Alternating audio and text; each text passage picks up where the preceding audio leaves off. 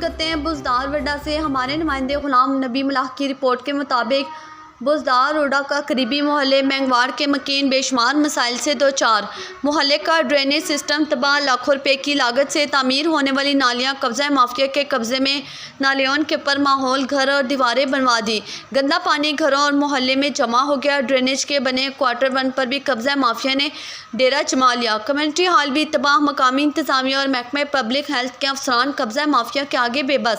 محلے کے مکینوں کا ڈپٹی کمشنر خیرپور سے نوٹس لینے کا مطالبہ۔ تفصیلات کے مطابق بزدار روڈا شہر کے قریبی محلے کے مکین بے شمار مسائل میں مبتلا ہو گئے۔ محلے میں لاکھوں روپے کی لاگت سے پبلک ہیلتھ کی نگرانی میں تعمیر ہونے والے ڈرینیج سسٹم افسران کی نااہلی کی وجہ سے قبضہ مافیا کے ہتھے چڑھ گیا۔ قبضہ مافیا نے ڈرینیج کے بنے کوارٹر پر قبضہ کر کے گھر بنا لیا اور ڈرینیج پر لگے ٹرانسفارمر سے غیر قانونی کنڈے لگا کر بجلی چوری کروا رہے ہیں، جبکہ محلے میں کچھ افراد نے بااثر لوگوں کے آشیرواد سے نالیوں پر گھروں اور